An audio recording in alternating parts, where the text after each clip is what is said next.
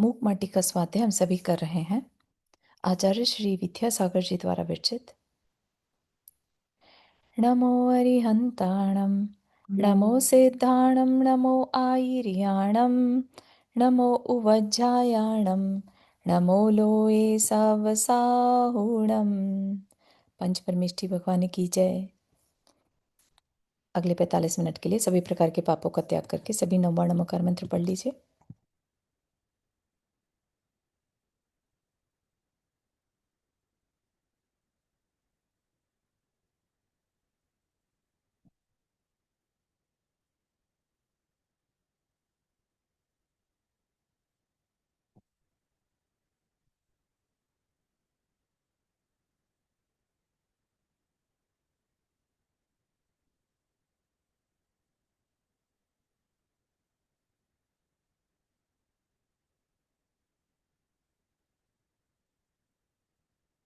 तो हमने जो यहाँ पर देखा था कि किस तरह से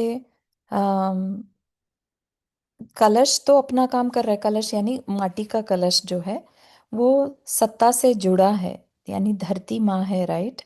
और अपने ओरिजिनलिटी से जुड़ा है, उसे पता है वो कौन है। लेकिन जो बाकी के चमकदार चीजें हैं, हालांकि वो भी आई माटी से ही है, राइट। हम देखें अगर, तो पीतल, सोना, चांदी, ये सब खदानों से ही निकलता है। लेकिन कहीं ना कहीं वो अपने अस्तित्व को भूल गए हैं, राइट। तो और अपने अहंकार में जी रहे हैं। ऐसा ही कुछ हमारे साथ भी है। हम जो हैं वो याद नहीं रहता हमें, हम उस चीज से कनेक्टेड नहीं रहते। और अब जो हम बन गए हैं, हम उस आइडेंटिटी को लेकर आगे बढ़ते रहते हैं अहंकार में। उसने मुझे ऐसा कहा, उसकी ऐसी हिम्मत कैसे हुई, मेरे साथ ऐसा बिहेव किया गया, मुझे ऐसा कहा गया, है ना। तो ये सब क्या हो रहा है, अपनी उस ओरिजिनलिटी को, रियलिटी को भूल कर हम जो टेम्परेरी बने थे उस पर हम अहंकार करने लगे। ठीक है, सबको ये बात समझ में आ रही होगी किस तरह से हम अपने टेम्परेरी अस्तित्व के ऊपर अहंकार करते हैं और अपना निज का अकल्याण कर लेते हैं। ठीक। तो ऐसा ही कुछ वो स्वर्ण कलश के साथ होने लगा। तो वो सहन नहीं हो रहा है उससे कि ये कुंभ को इतना सम्मान दिया जा रहा। फिर से एक बार फिर से उनकी आपस की चर्चा शुरू हो गई। और जब एक बार शांत होने के बाद दोबारा ऐसा कुछ हो, तो आप सबको मालूम है कि जिसके अंदर ईर्ष्या होगी, राइट, वो किसी भी हद तक जा सकता है। तो यहाँ भी ऐसा ही कुछ घटित हो रहा है कि जो स्वर्ण कलश है वो इतना जेलस से भर गया, इतना ईर्ष्या से भर गया, अपने अपमान को सह नहीं पाया। पहली बात तो वो उसे अपमान समझ रहा है, रियलिटी को एक्सेप्ट नहीं कर पाना। ऐसा लगता है जैसे मान को ठेस पहुंची है, राइट। अगर कोई कम नॉलेज वाला है और उसको गधा कह दिया जाए तो उसको बहुत तकलीफ होती है। ऐसा ही कुछ यहाँ पर उस रियलिटी को ना कर पाने के कारण, है ना, उस स्वर्ण कलश को भी तकलीफ हो रही है। ठीक है। तो उसने एक बहुत ही डेंजरस स्टेप उठा लिया और उसने आतंकवाद को इनवाइट कर दिया। किसके लिए? सेठ को और उस कुंभ को मजा चखाने के लिए। ऐसा ही कुछ होता है ना, जब कोई किसी को मारने का प्लान करता है या चोट पहुंचाने का, जब आतंकवाद होता है, यही क्या है आतंकवाद? आतंक मचाना क्या होता है? अपना टेरर दिखाकर, दूसरे को डरा कर अपने स्वामित्व को एक्सेप्ट करवाना। ठीक है ना।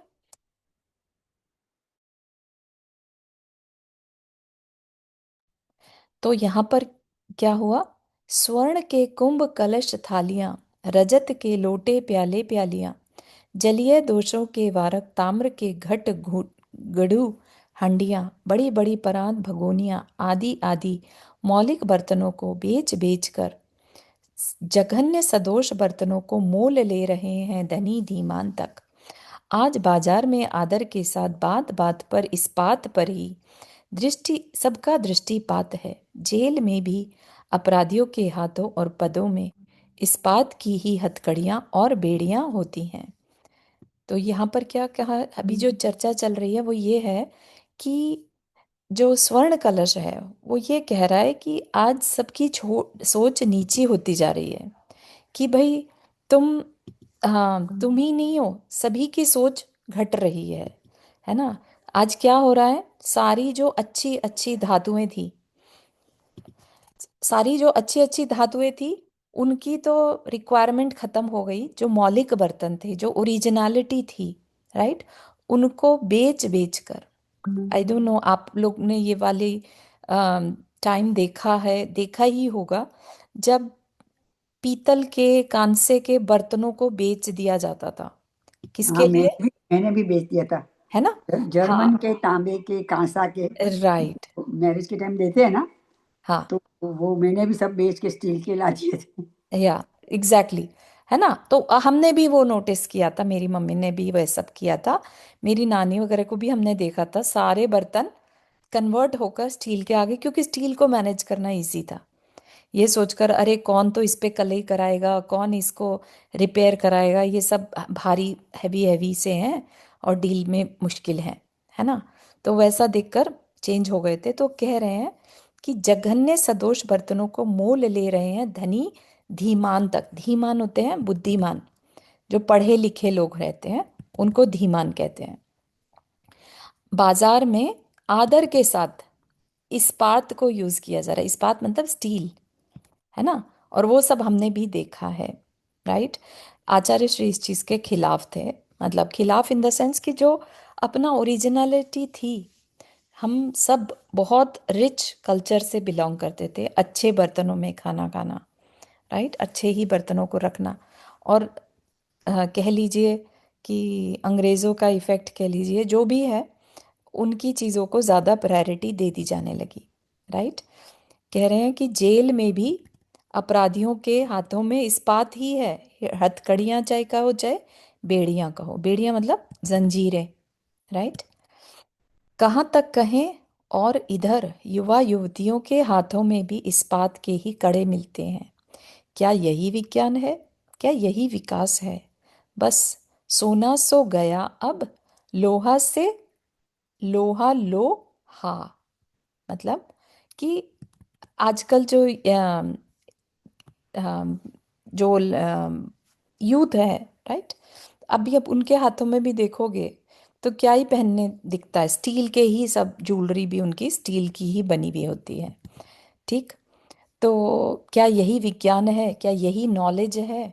क्या यही विकास है? क्या हम अपने आप को ग्रोथ किया हुआ मान सकते हैं कि जो ओरिजिनल हमारी धातुएं थी वो तो चली गई और लोहे पर इतरा रहे हैं, ठीक है ना। सुनो सुनो कली की महिमा, और सुनो चांदनी की रात्रि में चंद्रकांत मणि से झरा उज्जवल शीतल जल ले, मलयाचल का चंदन घिस घिस कर ललाट तल नाभि पर लेप किया जाना वरदान माना है दाह रोग के उपशमन में। यह भी सुना, अनुभव भी है कि तत्कालीन ताजे शुद्ध सुगंधित घृत में अनुपात से कपूर मिला घुलाकर हल्की हल्की उंगलियों से मस्तक के मध्य भ्रमरंध्र पर, क्या कह रहे हैं यहाँ पर, कि सुनो सुनो कली की महिमा, कली मतलब कली काल की महिमा, और सुनो, ठीक।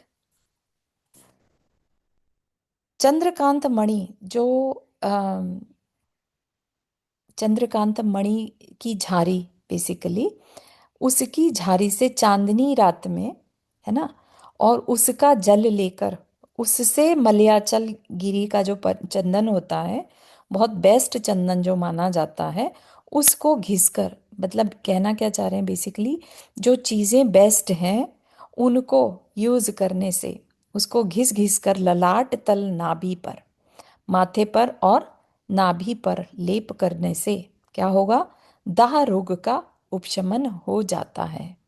सिर्फ माटी लगाने से ही नहीं होता दाह रोग का उपशमन, इससे भी हो सकता था, ठीक है, ऐसा कहना चाह रहा है। क्योंकि सोना तो अपनी वैल्यू दिखाना चाहता है ना, ठीक है ना। अम,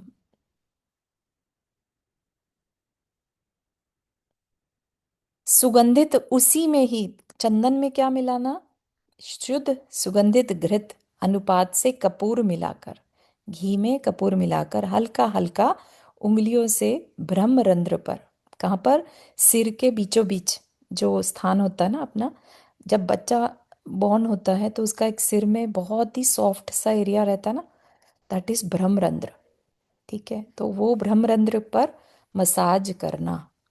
मर्दन कला कुशलों से रोगन आदि गुणकारी तैल रीढ़ में मलना भी दाह के शमन में रामबाण माना है।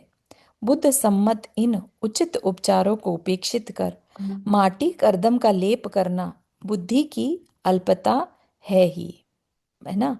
तो उसको ये चीज अच्छी नहीं लग रही है कि आ, इतना सब कुछ होने के बाद भी वहां पर माटी को ही यूज कर रहे हैं, जबकि जो मसाज है इतनी बढ़िया मलयाचल गिरी की चंदन से, चंद्रकांत मणि की झारी से जो चांदनी रात का जल था, उसमें चंदन में घी और कपूर मिलाकर अगर मसला जाता, राइट, और रोगन आदि गुणकारी तेल, बादाम रोगन होता है ना, बादाम रोगन, cold press, basically almond oil, तो वह भी रीढ़ में मलना, उससे भी दाह के शमन में वह रामबाण माना है।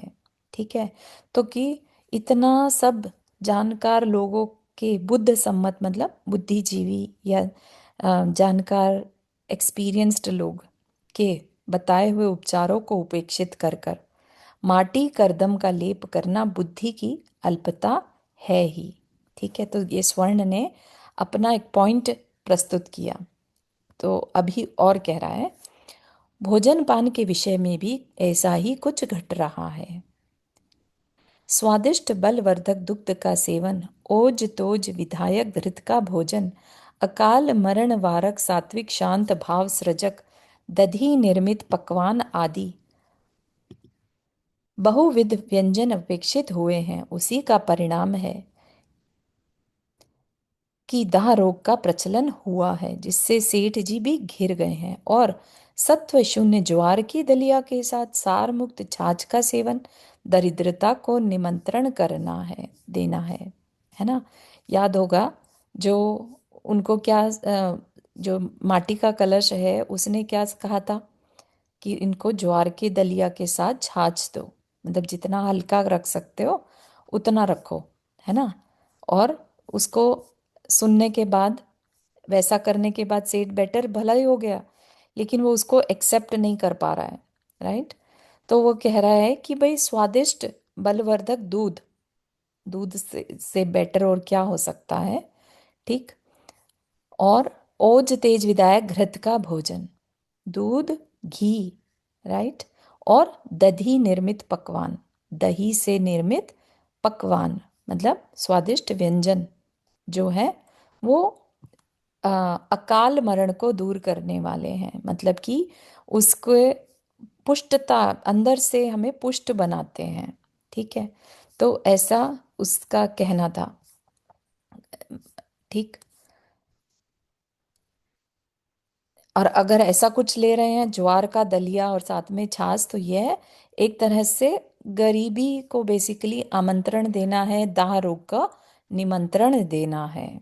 ठीक है, एक बात और कहना है कि धन का मितव्यय करो, अति व्यय नहीं। अपव्यय तो कभी नहीं, भूल कर स्वप्न में भी नहीं, और अव्यय हो तो सर्वोत्तम। यह जो धारणा है वस्तु तत्व को छूती नहीं, कारण कि यथार्थ दृष्टि में प्रति पदार्थ में उतना ही व्यय होता है जितनी आय, और उतनी ही आय होती है जितना व्यय। आय और व्यय इन दोनों के बीच में एक समय का भी अंतर नहीं पड़ता, जिससे कि संचय के लिए श्रेय मिल सके। मतलब क्या, एक और बात वो कहना चाह रहा है कि एक बात और कहना है, धन का मितव्यय करो, अति व्यय नहीं। पहले तो बोलते हैं कि धन को बचाओ और अति व्यय नहीं, मतलब खर्चो मत। ठीक है, अपव्यय तो कभी भी मत करो, ऐसा कहा जाता है। और अगर अव्यय हो तो बेस्ट है, अव्यय मतलब बिल्कुल ही ना खर्चो। ठीक है, तो कितनी सारी चीजें हो गई। मित व्यय मतलब फ्रूगल जिसे कहते हैं ना, देखभाल कर खर्चना। धन का मित व्यय करो, सोच समझ कर खर्चो, अति व्यय नहीं, बहुत ज्यादा वेस्टेज मत करो। अपव्यय तो कभी नहीं, वेस्ट करना। अति व्यय और अपव्यय मतलब, अति मतलब अत्यधिक और अप मतलब बेकार में। भूल कर स्वप्न में भी मत करना, है ना। और अव्यय हो तो सर्वोत्तम, ऐसा कहते हुए लोग पाए जाते हैं। लेकिन ये सोच जो है स्वर्ण कलश को जमती नहीं है। उसका क्या पॉइंट है? यह जो धारणा है वस्तु तत्व को छूती नहीं। वस्तु तत्व तो जहां है वो बना ही रहेगा, राइट। कारण की यथार्थ दृष्टि से प्रति पदार्थ में उतना ही व्यय होता है जितना जितनी आय। कैसे? मतलब कि यथार्थ दृष्टि यानी निश्चय दृष्टि से देखा जाए तो। अब बहुत ही अच्छा पॉइंट है बोला है, लेकिन वो हर चीज निश्चय से कही हुई हर बात व्यवहार में अप्लाई हो जाए जरूरी नहीं है। कैसे? कि जितना व्यय, ठीक है, व्यय मतलब खत्म होना, और आय आना, ठीक। तो जितने जीव मुक्त होते हैं उतने ही जीव निगोद से त्रस में कन्वर्ट होते हैं, क्योंकि आय और व्यय अपने आप चलता रहता है, राइट।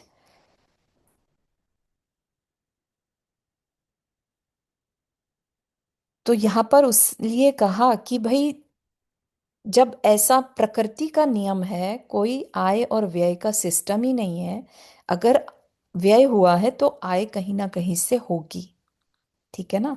तो फिर ये बचाने की प्रथा कहाँ से चल पड़ी? किस लिए ये अव्यय की बात की जा रही है? ठीक है। और अपव्यय का तो कोई क्वेश्चन ही नहीं है, ठीक है ना। सब कुछ प्रकृति में आय और व्यय, उत्पाद व्यय द्रव्य कहते हैं ना। तो उत्पाद और व्यय सब अपने आप चलता जा रहा है। यहाँ पर आय व्यय की यही व्यवस्था अव्यया मानी गई है। ऐसी स्थिति में फिर भला अतिव्यय और अपव्यय का प्रश्न ही कहाँ रहा? ठीक है ना। जब यहाँ पर मतलब प्रकृति में, ठीक है ना, जब प्रकृति में आय व्यय की सही व्यवस्था है, तो फिर हम क्यों ऐसा मान के रखते हैं कि अरे खर्चा हो गया बचाओ, सेविंग करो, ठीक है ना।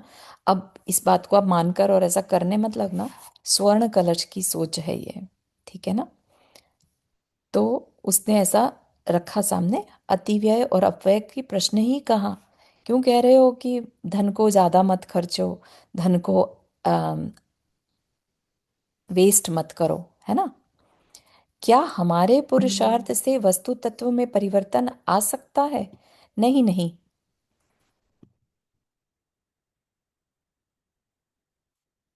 एक सेकेंड आपको होल्ड कर रहे हूँ।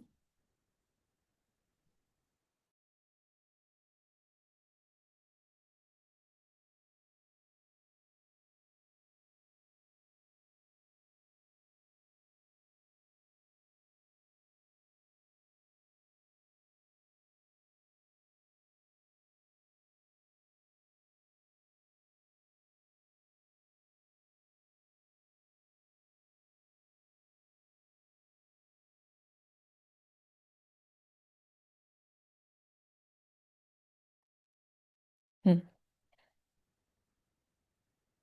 क्या हमारे पुरुषार्थ से वस्तु तत्व में परिवर्तन आ सकता है? नहीं, नहीं, कभी नहीं। हाँ, हाँ, परिवर्तन का भाव आ सकता है हमारे कलुषित मन में। और यही है संसार की जड़, अहम भाव। इससे यही फलित हुआ कि सिद्धांत अपना नहीं हो सकता, सिद्धांत को अपना सकते हम, ठीक है। तो उसने एक तरह का सिद्धांत याद दिला दिया कि ये सिद्धांत है कि प्रकृति में हम कुछ ना बढ़ा सकते ना घटा सकते हैं, ये तो सभी मानते हैं। तो हम अपने पुरुषार्थ से क्या वस्तु तत्व में परिवर्तन ला सकते हैं कि नहीं ला सकते? है ना। वस्तु तो जितनी है, पुद्गल जितना है उतने रहेंगे, जीव जितने हैं उतने रहेंगे, ठीक है ना। तो परिवर्तन का भाव हम मान सकते हैं कि अरे हमने परिवर्तन किया, ठीक है। जैसे हम कोई भी कार्य करते हैं तो हमारे भाव बदल रहे हैं, राइट। तो हम चेंज का भाव करते हैं राग द्वेष के कारण। हमारे कलुषित मन में परिवर्तन का भाव आ सकता है, और यही है संसार की जड़, अहम भाव, ठीक है। हम परिवर्तन कर रहे हैं, ऐसा अहंकार हमारे अंदर आ जाता है। परिवर्तन करें मतलब हमारे हिसाब से दुनिया चल रही है, ऐसा। ठीक है। तो यही है अहम भाव। तो सिद्धांत को कभी भी हम अपने कंट्रोल में नहीं ले सकते। ठीक है। उसे सिर्फ हम फॉलो कर सकते हैं कि हाँ ये सिद्धांत है। हम सिद्धांत को अपने हिसाब से मोड़ दें, ऐसा हो नहीं सकता। ये सिर्फ अहंकारी ही कह सकता है। ठीक है ना। अंत अंत में बिन छना तेल के कारण भभकते दीपक की भांति आवेश में आकर स्वर्ण कलश ने परिवार सहित सेठ को, पीठ पीछे वैद्य दल को और ईर्ष्या द्वेष मात्सर्य मद आवेग आदि के आश्रयभूत माटी के कुंभ को भी बहुत कुछ सुनाया, परंतु इसका इस ओर कुछ भी असर नहीं पड़ा। सब कुछ यथावत पूर्ववत ही। ठीक है। अंत अंत में बिना छला छना तेल के कारण भभकते दीपक की भांति। इसका क्या मतलब है कि जब कभी हम बिना छना तेल यूज करें दिए में, अगर उसमें मिट्टी आदि के कण हो तो वो फड़फड़ाता है ज्यादा। तो वैसा वो कह रहे हैं कि भभक रहा है दीपक जैसे, ऐसे ही वह ईर्ष्या के वश जो स्वर्ण कलश है, ठीक है, उसने पी परिवार सहित सेठ को, ठीक है, और पीठ पीछे वैद्य दल को। पीठ पीछे क्यों कहा? क्योंकि वैद्य दल वैसे तो चला गया, लेकिन कुछ कुछ उसके अंदर से निकल रहा है ना अभी वैद्यों के लिए भी, कि हाँ इनका इन्होंने जो गाइडेंस दिया उससे क्या फायदा। नेचुरोपैथी की गाइडेंस दी थी कि माटी को, चिकनी माटी को सिर पे लगाओ, पेट पे लगाओ, या भोजन में दलिया दो, है ना, ऐसा कहकर वो वैद्य तो चले गए थे। राइट। तो उनके जाने के बाद अगर कोई चीज कही जाए तो वो क्या कहलाती है? पीठ पीछे। और जो ईर्ष्या में रहता है वो मोस्ट ऑफ द टाइम पीठ पीछे ही बात करता है। राइट। और माटी के कुंभ को भी उसने बहुत कुछ सुनाया। ठीक है। लेकिन वो तो अलग ही मिट्टी के बने हुए थे, सेठ भी और माटी का कुंभ। राइट।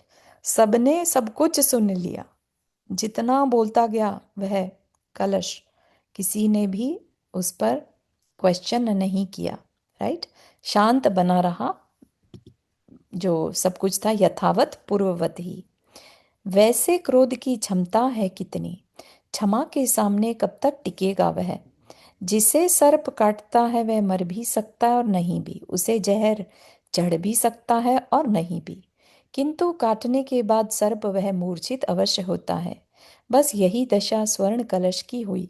उसकी छाया निकट में पड़ी छोटी छोटी स्वर्ण रजत की कलशियों पर भी पड़ रही है। क्या हुआ? क्रोध की क्षमता है कितनी। ठीक है। क्रोध ज्यादा देर नहीं टिकता। ठीक है। क्रोध जो है अंतर्मुहूर्त तक ही रह सकता है, उसके बाद बदल जाता है। राइट। तो क्रोध कितनी देर रुक सकता है? ज्यादा देर नहीं, लेकिन क्षमा बहुत समय तक रहती है। ठीक है ना। और उसके लिए क्या एग्जाम्पल दिया, बहुत ही सुंदर, मैंने तो कभी शायद नहीं सुना था ये, कि जिसे सर्प काटता है, सर्प कभी भी डसता है ना, तो सामने वाला मर भी सकता और नहीं भी, है ना।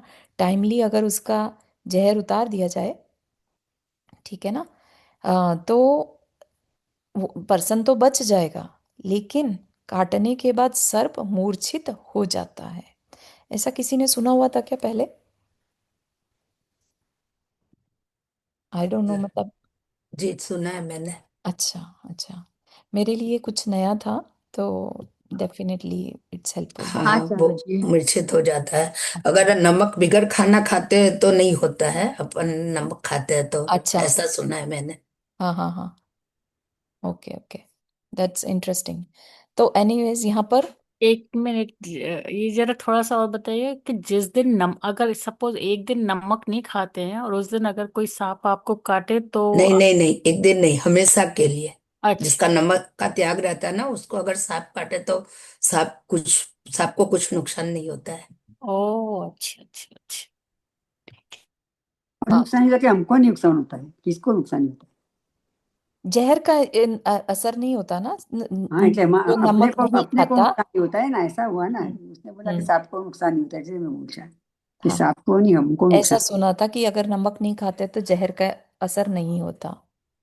सांप नहीं, कुछ भी, किसी भी बॉल सी कोई, हाँ हाँ, तो बहुत उसका भी सारे। असर नहीं होता है। Right right. इसीलिए मुनि महाराज नमक नहीं खाते। शायद, हाँ ठीक है।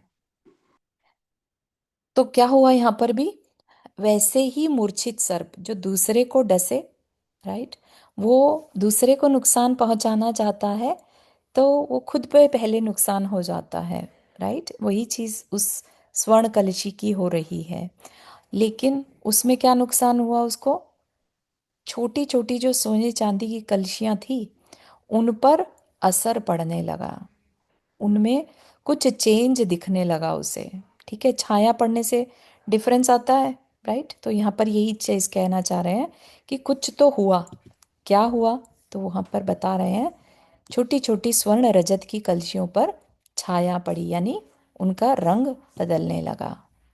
कुछ समय तक शांत मौन का शासन चलता रहा। फिर सौम्य भावों से भरे कुंभ ने स्वयं स्वर्ण कलशी से कहा कि, क्या हुआ? सब शांति से, मौन का शासन चलता रहा, मतलब क्वाइटली सभी चुप हो गए। स्वर्ण कलश भी बोलना बंद हो गया, और जो माटी वगैरह के कलश थे और सेठ जी थे वो तो चुप हो ही रखे थे। राइट, फिर सौम्य भावों से भरे कुंभ ने स्वयं स्वर्ण कलशी से कहा। अब स्वर्ण जो कुंभ है, माटी का कुंभ है, उसने बोलना शुरू किया। नहीं सॉरी, फिर सौम्य भावों से भरे कुंभ ने, हाँ, स्वर्ण कलशी से कहा कि ओरी कलशी, कहाँ दिख रही है तू कल सी, केवल आज कर रही है कल की नकल सी।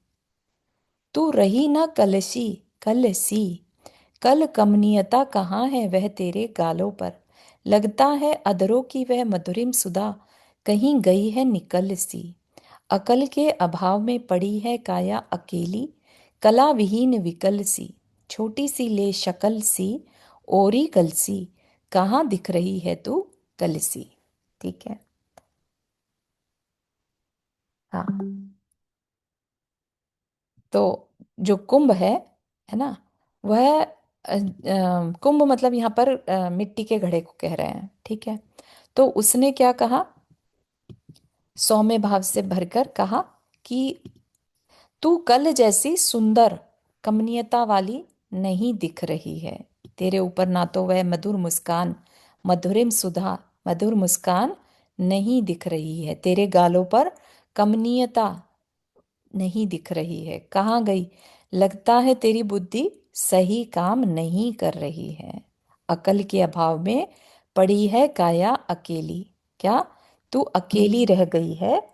तेरा शरीर रह गया, लेकिन उसमें काया नहीं है, मतलब जो एक चमक होनी चाहिए, है ना, तो वो नहीं दिख रही है। तो ये चीज वो याद दिला रहा है उसको। बुद्धि सही काम नहीं कर रही है, तू तेज रहित हो गई है, मुंह छोटा सा हो गया है, छोटी सी शक्ल सी, है ना। कहाँ दिख रही है तू कल सी, कल की नकल तो नहीं कर रही तू, है ना। कल मतलब तू पहले वाली नहीं रही बेसिकली, लेकिन तू दिखा रही है कि मैं वैसी ही हूं।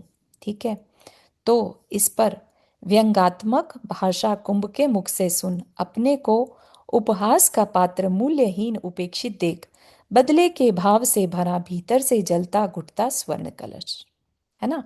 जो तीव्र कषाय वाले हैं, वो जल्दी से किसी को माफ नहीं कर पाते। क्या हुआ इस केस में भी?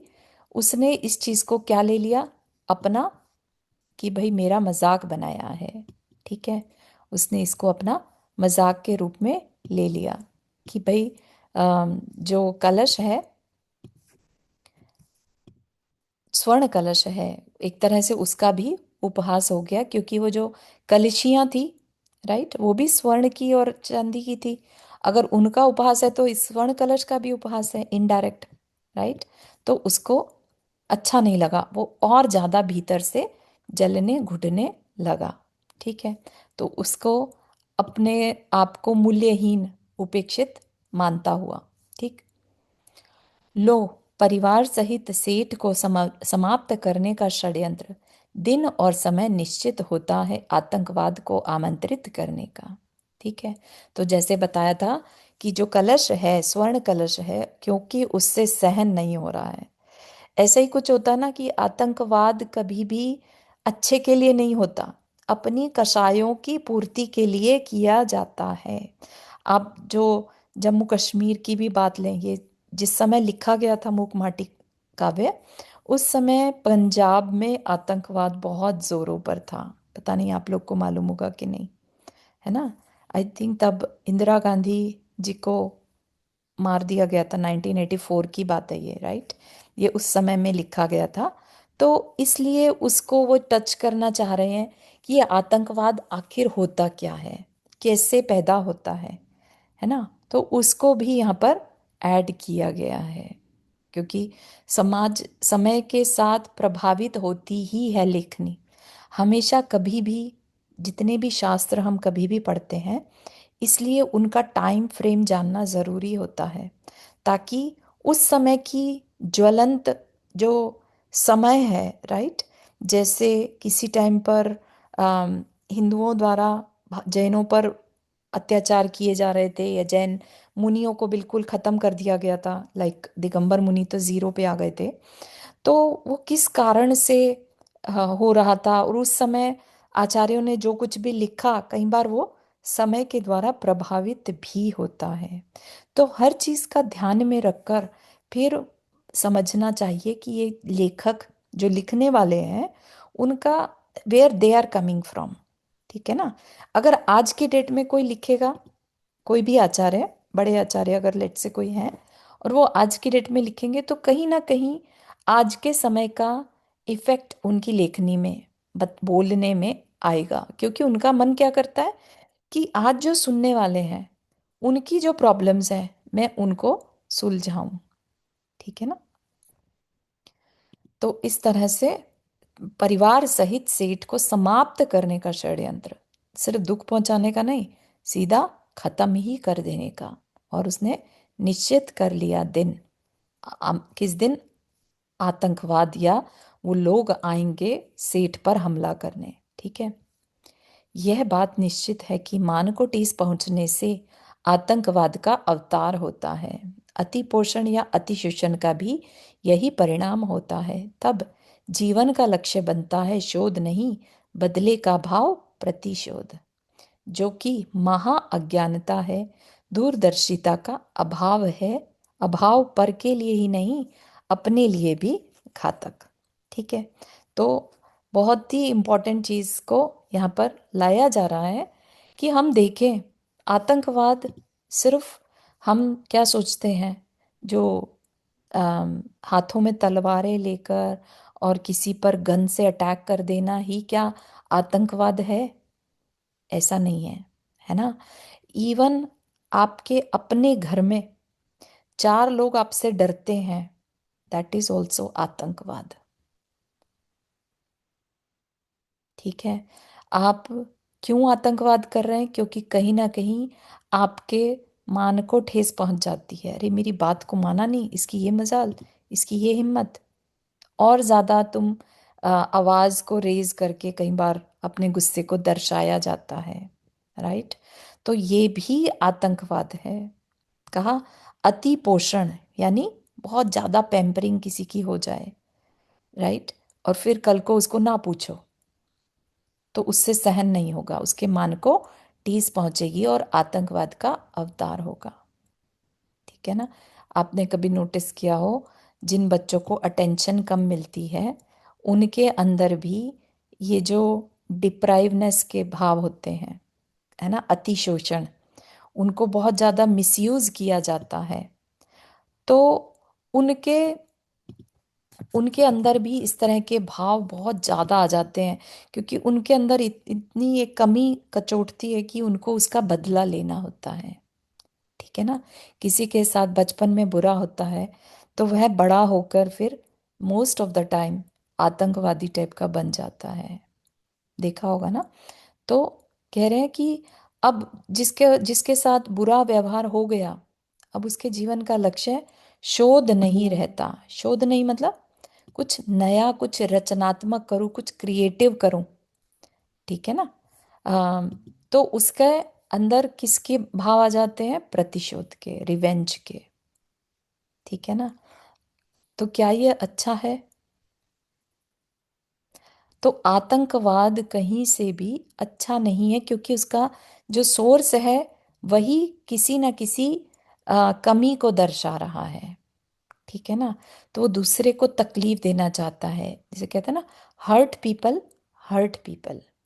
जो खुद हर्ट हुआ है वही दूसरों को हर्ट करता है। ठीक है ना? ऐसे ही होता है ना, जिस बहू ने जिस बहू की सास बहुत आ, वो हो, बिना हार्ट के बस सब कुछ काम कराए जा रहे हैं, कराए जा रहे हैं, नो रिकग्निशन, नो अच्छे बात करने का तरीका है, जो भी है जिसे कहते हैं हम बुरा व्यवहार, राइट? तो वह बहू आगे चलकर अगर उसकी बहू हो, तो वो उसके साथ अपनी सारी दबी हुई फ्रस्ट्रेशन को निकालने का मन बना लेते हैं कि मेरे साथ भी तो ऐसे ही हुआ था, हमें भी तो ऐसे ही करा गया था, राइट? अब अपने सारे दबे हुए, क्योंकि अपनी सास पे तो कंट्रोल चला नहीं, तो जिस पे चलेगा उसके साथ वैसा व्यवहार किया जाएगा। तो वह भी क्या है? आतंकवाद। ठीक है? तो हमें यहाँ पर कहीं बाहर किसी पर ब्लेम नहीं करना है, अपने अंदर ही देखना है कि हमारा किसी पर आतंक तो नहीं चल रहा है, टेरर तो नहीं क्रिएट किया हुआ हमने। ठीक है ना?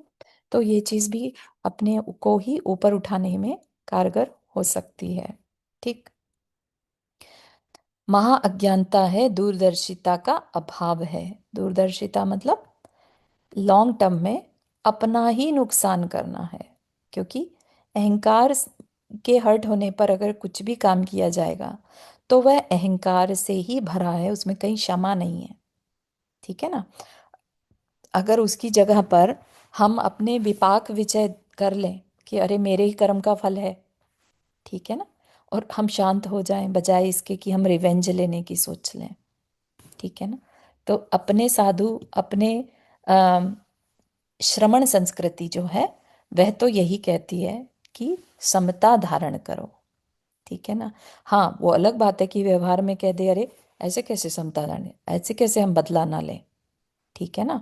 तो लेकिन अगर हम शांति पथ पर या अपने मोक्ष मार्ग पर बढ़ रहे हैं तो उसमें तो एक लेखक कह लीजिए या जो भी है वो आपको अच्छी ही बात बताएंगे। तो कहा महा अज्ञानता है। ठीक है? तो टेरर नहीं क्रिएट करना कभी भी। ठीक है? तो इस चीज को हमें समझना और जीवन में उतारना है, अपने लिए ही जरूरी है। ठीक है, एक पैराग्राफ और ले लेते हैं, आज काफी विषय हमने कवर किया। इस विषय में गुपचुप मंत्रणा होती है स्वर्ण कलश की अपने सहचरों अनुचरों से।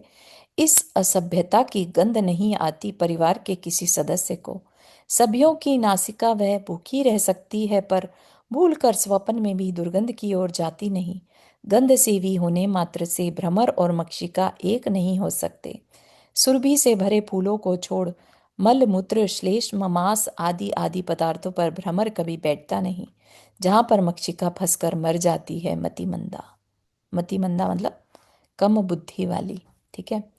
क्या कह रहे हैं कि इस विषय में गुपचुप मंत्रणा होती है स्वर्ण कलश की अपने सहचरों अनुचरों से।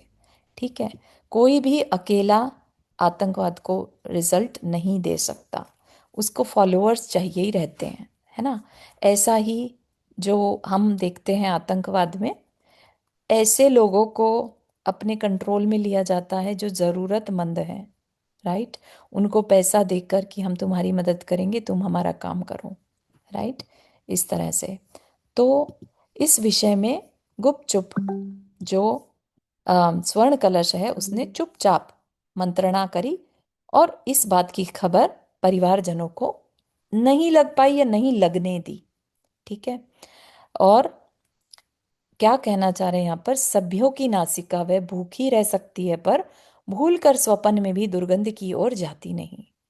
कि भले ही उसने छुपाने की कोशिश करी और छुप गया, इट डजंट मीन, क्योंकि वो सूंघना भी नहीं चाहते थे, जानना भी नहीं चाहते थे, या किसी पर शक भी नहीं करना चाहते थे। परिवार के लोग इतने सज्जन थे कि उन्होंने उस पर कोई डाउट नहीं किया।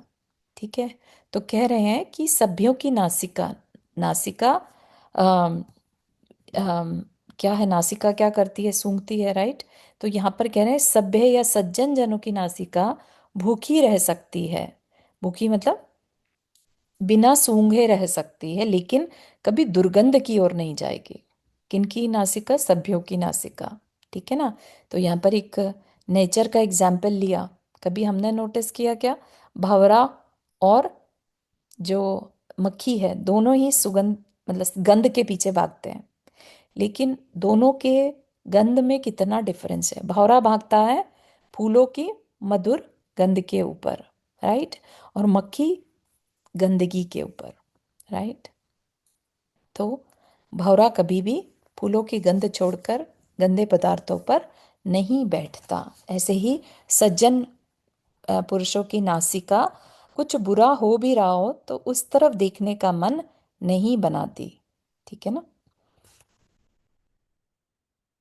तो इस तरह से यहाँ पर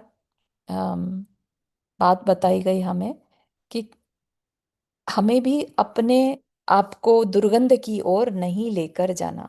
दुनिया में बुरे काम करने वाले लोग भी हैं, और जितनी ज़्यादा हम नेगेटिव न्यूज़ की तरफ जाएंगे, अपने अंदर हम नेगेटिविटी को इनवाइट करते हैं।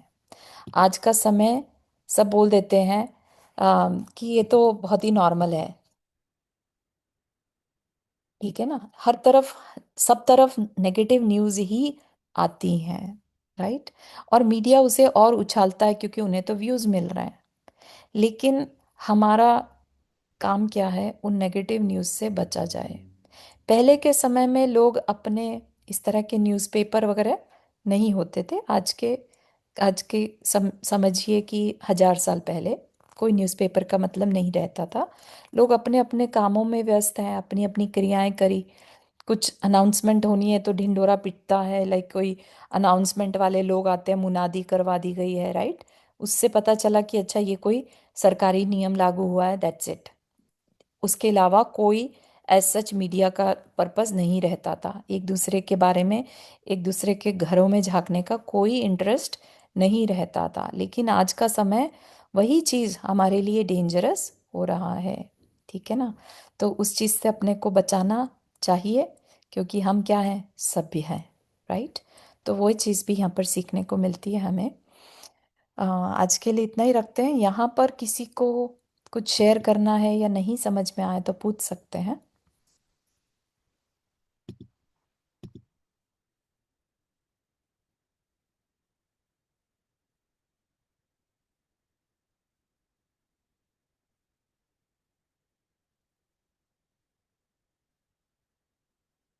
चलिए, जिनवानी स्तुति। जावानी के ज्ञान से सूझे लोकालोक, सो वाणी मस्तक धरो सदा देतो हूँ तो। हे जिनवाणी भारती तो ही जपो दिन रैन, जो तेरा शरणा गए सो पावे सुख चैन। नौ पढ़ना मुकरमन।